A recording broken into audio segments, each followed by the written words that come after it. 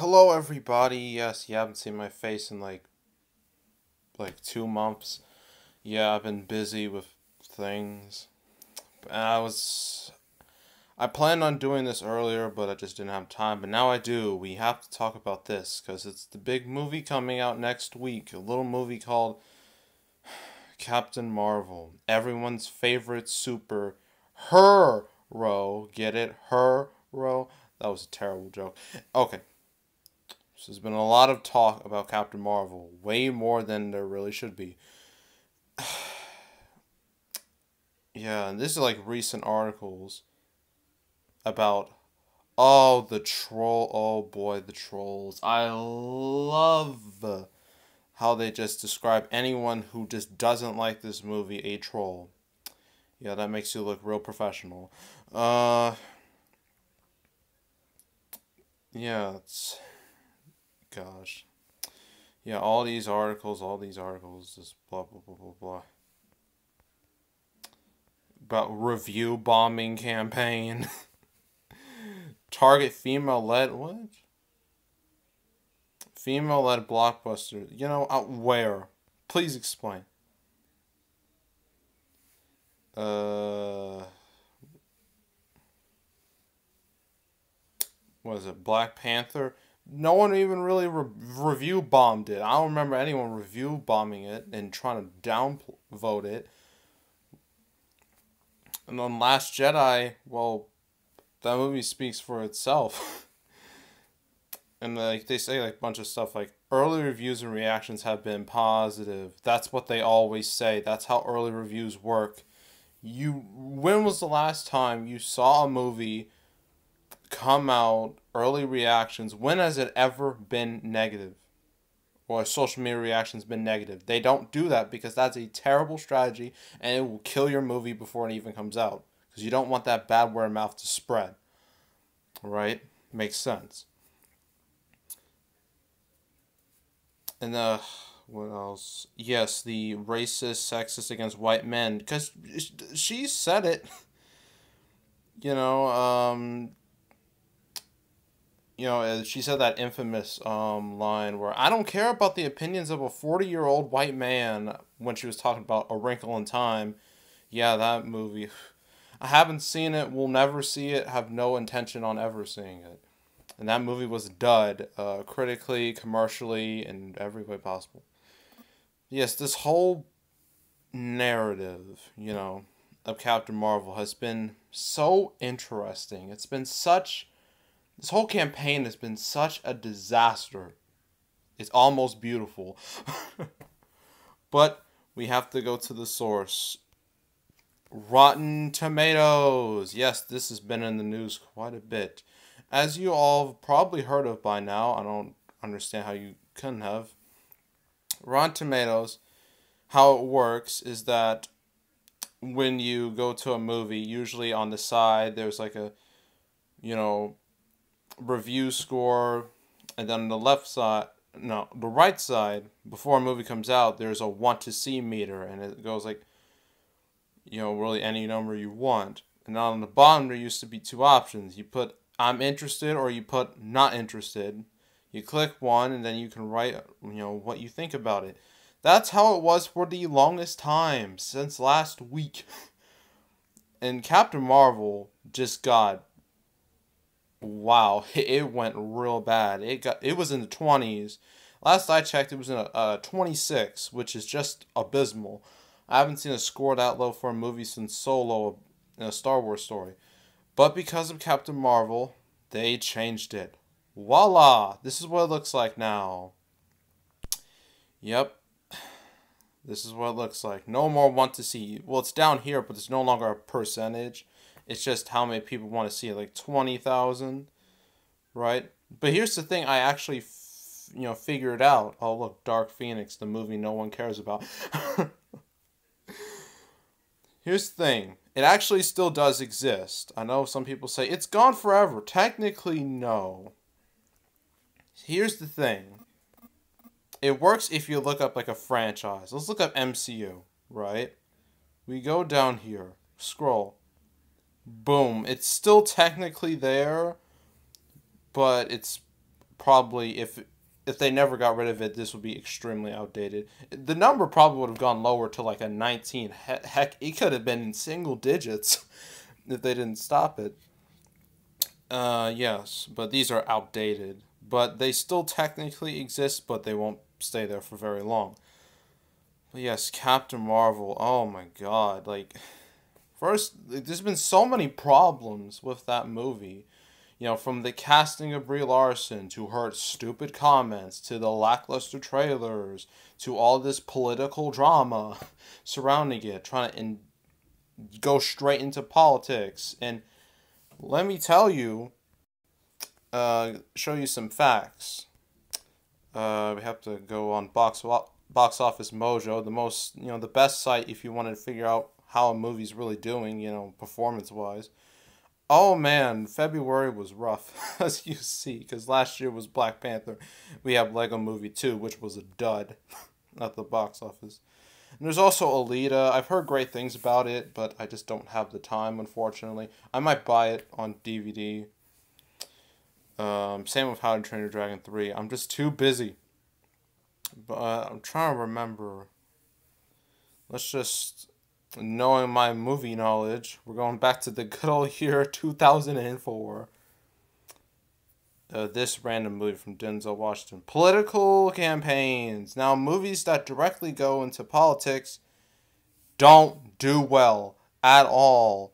Look at this. Look at these numbers. These are directly political movies or satires, depending how you see it. They are all abysmal. The biggest one is at 86, so it's clear politics, direct politics, is a huge turnoff for a lot of moviegoers. So a lot of these studios are now thinking, if people don't want to watch, actual politics, how about we inject politics into popular films? That will make people happy. Well, guess what? It didn't. Not at all. Let's go through history. Let's go through facts. 2016, this train wreck, Ghostbusters 2016. This thing cost $144 million. It went super political, super feminist. Anyone who didn't like it is a scared, sexist, racist, misogynistic bigot. The movie bombed big time. 219 million worldwide. That looks terrible compared to its budget. Even if we compare it to the originals, it's abysmal. Look at that. Look at that difference. Ghostbusters 600, Ghostbusters 2 250. Look at that. It's terrible. It looks really, really bad. But that's just one. That was the one that I guess started this whole let's all go political trend that I hope dies very soon. So let's go to last year's Wrinkle in Time. We already mentioned that. Wrinkle in Time, you don't see the budget. It was like 100-something million. Bomb. Big time. Made 100 here, 32 overseas. That's abysmal. That is non-existent. That is really bad. And you want to know what Ava DuVernay, the woman who made this, she got a gig to doing DC's New Gods. I don't know what Warner Brothers were thinking doing that. What else? Solo, of course, because Star Wars went political, and this is the result. 275 budget, 392 million worldwide. The numbers speak for themselves. Now, will Captain Marvel do as bad as those movies? That's very debatable. The MCU is such a strong brand, has such a strong fan base for 10 years. And some people will likely watch this no matter what because they're diehard fans and they want to see, how it all plays out, especially going into Endgame. I'm honestly a bit conflicted on even watching it. I probably will just to either laugh at it or just for some type of valuable information to the MCU. But yes, this thing is not looking good. Honestly, it reminds me, this whole campaign, of how bad it's been going. Reminds me of, let's go down. Green Lantern. Oh boy. This infamous flop. I don't know why the pictures aren't showing. Yes, Green Lantern. A movie that was famous for having a truly terrible ad campaign that did it no favors, and it also tanked big time. One of the biggest bombs ever.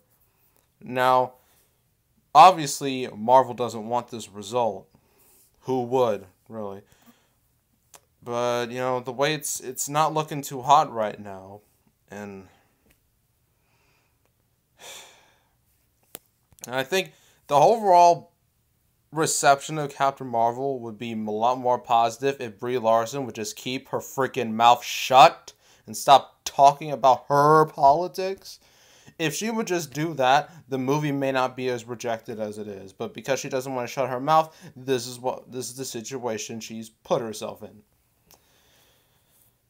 So, about a week from now, it will be Judgment Day for Captain Marvel. How do I think it's gonna do? Now, I've seen like projections, like very early projections. They were like 160, 150, and I'm like, no. They thought it would make like Black Panther numbers, and if you think that you are high as a kite, you need to stop. Personally, I think my high end, the highest I can possibly go with this movie is an opening weekend of 120 million. That's the highest I can go. I can't go any higher than that. Lowest I can go, realistically, would be 80. If it goes lower than that, this movie is doomed. This movie is toast. And then it's going to lead to a very bad situation going to Endgame, because Endgame could be affected by this, potentially. I mean, it could happen. Because, with Endgame, Captain Marvel, she's in the movie. And I probably already know the ending of Endgame. If Captain Marvel beats Thanos, if she gets that final blow, that's going to turn off so many people. That's going to turn off millions of people. And then they're just going to walk away from the MCU. Marvel, don't let this happen. This is a terrible strategy. I can't talk. This is a very bad strategy you're doing. Because if you go this route, you're just going to be like Star Wars, You're going to be exactly like them, putting yourself into such a deep hole that you'll never get out of. But I think the MCU might be a bit better than Star Wars, at least right now, because we have a good movie. Spider-Man: Far From Home looks pretty good, but yeah, if Captain Marvel fails, that would be a huge black mark on the entire MCU. So I guess we'll just see how it goes. This whole friggin' pariah of a movie. We'll see how it all goes. Let's see how it ranks with all the other MCU movies. Overall domestically, it needs to at least reach Iron Man levels. Since Captain Marvel is being built as the next face, we might as well talk about the first face, and that's Iron Man.